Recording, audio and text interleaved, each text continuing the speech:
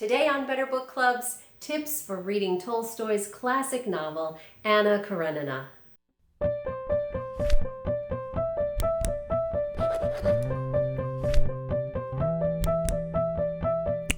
Anna Karenina is considered to be one of the greatest works of realistic fiction of the 19th century.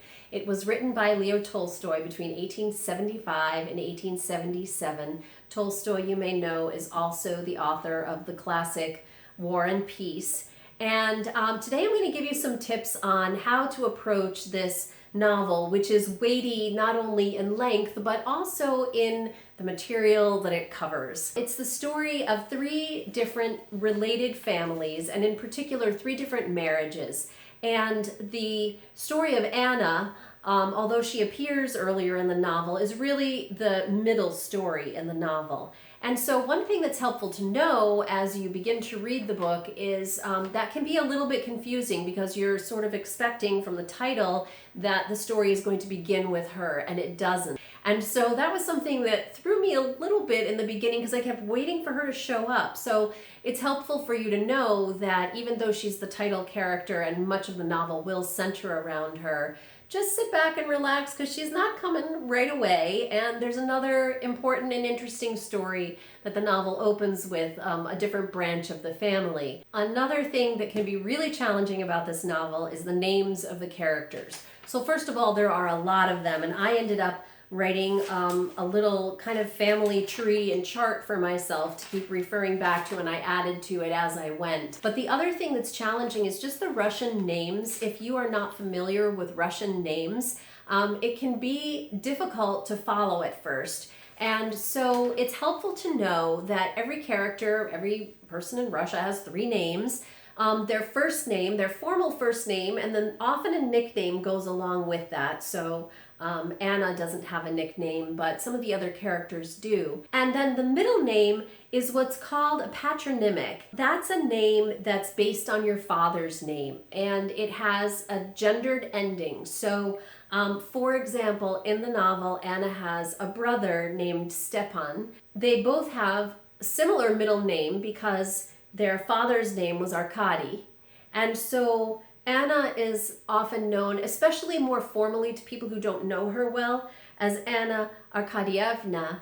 And her brother, you'll hear him or you'll see him referred to as Stepan Arkadyevich. That's because of those gendered endings to the middle names.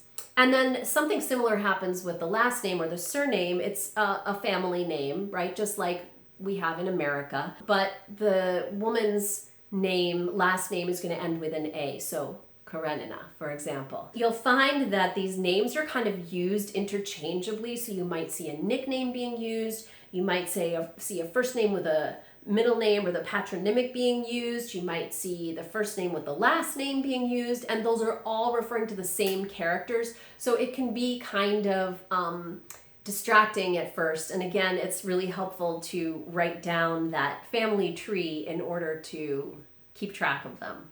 Another challenging thing about Anna Karenina is just it's really long. And so this particular copy, which was not the one that I originally started reading, but it's one that I picked up about a third of the way through, and I'll talk about that in a minute, is 817 pages long.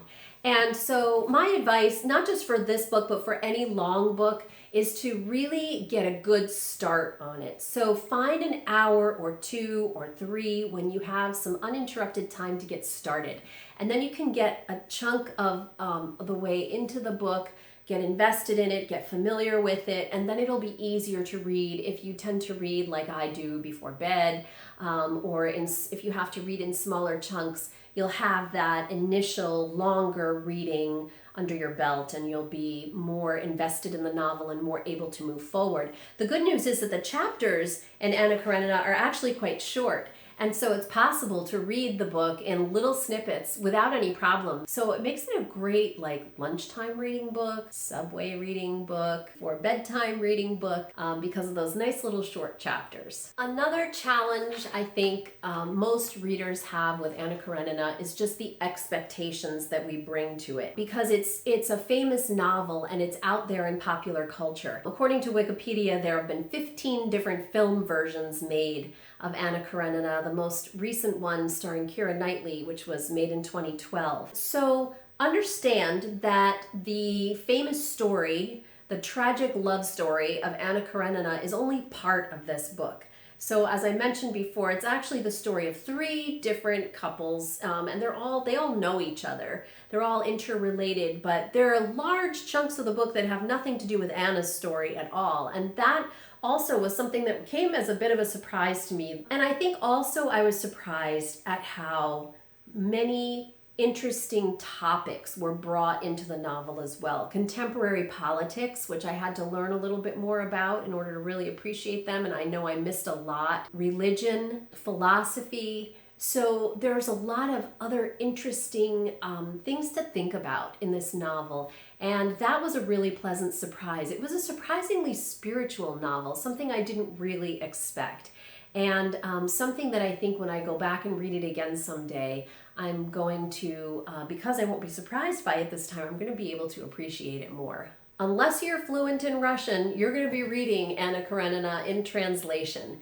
And so give some thought to, just do a little bit of research on which translation you want to read.